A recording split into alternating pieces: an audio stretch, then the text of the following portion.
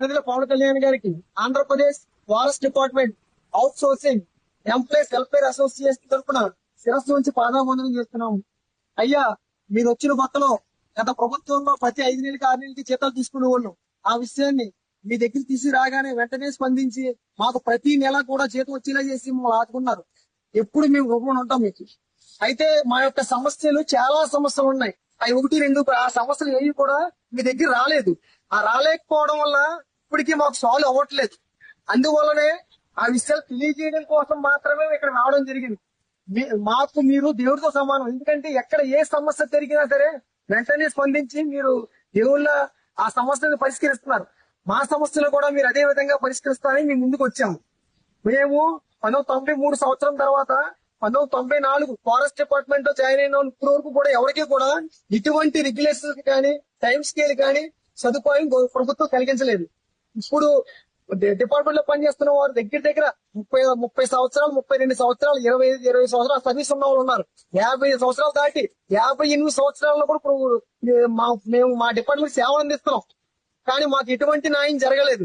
అదే విధంగా మాకు జనవరి 17, 2022 జియో నెంబర్ 7 రిలీజ్ అయ్యింది. ఆ జియో ప్రకారమే 4 సంవత్సరాలు కంప్లీట్ 5వ సంవత్సరం రన్ అవుతూ ఇప్పటికి ఆ జియో ప్రకారం జీతాలు ఇస్తున్నారు.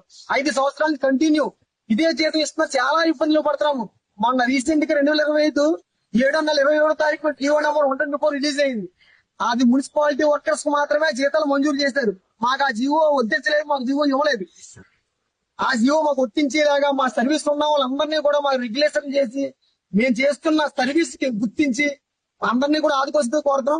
అదే విధంగా మేము ప్రభుత్వ వాహనాలు అన్నిటి మీద కూడా డ్రైవర్లుగా పనిచేస్తున్నా ఎవరికి కూడా ఏ వాహనానికి ఇన్సూరెన్స్ లేదు. ఏ వెహికల్ కి ఏం జరిగినా సరే డ్రైవర్ కుటుంబం రోడ్లు పడిపోతుంది. ఆల్రెడీ ఇది వరకు 4 కుటుంబాలు 4 డ్రైవర్లు నిర్దాక్షిణ్యంగా తీసేశారు. అదే విధంగా బేస్ క్యాంప్ హెల్పర్స్, ఇలా బేస్ క్యాంప్ హెల్పర్స్ అనాలి అనకూడదు, హోమ్ గార్డ్స్ అనాలి. ఎందుకంటే ఇలా హోమ్ గార్డ్స్ తో సమానంగా పనిచేస్తున్నారు. ఎక్కడో అడవుల్లో కాపలా కాస్తూ అక్కడే భోజనాలు, అక్కడ అడవుల్లోనే కొనుక్కోవడం, అక్కడ పూర్వ మగాల మధ్య సర్పాల మధ్య మొక్కలకు దాడి తట్టుకుంటూ ఉద్యోగాలు చేస్తున్నారు.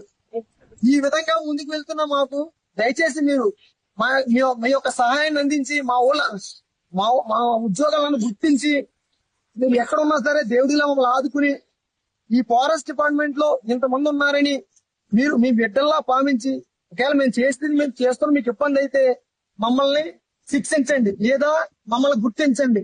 ఏదేమైనా ఫారెస్ట్ డిపార్ట్మెంట్ లో ఇంతమంది ఉద్యోగులు పనిచేస్తే ఇబ్బంది పడతారు, గుర్తించండి, మమ్మల్ని ఆదుకోండి. మీరు ఆదుకుంటే నాకు ఇస్తూ మీ అపాయింట్మెంట్ కోసం ఎదురుస్తూ ఉంటున్నాం. మీ అపాయింట్మెంట్ దొరికిన తర్వాత మీతో మాట్లాడిన తర్వాత మాత్రమే ఈ మంగళగిరి నుంచి వెళ్ళడం జరుగుతుంది. Thank you so much sir.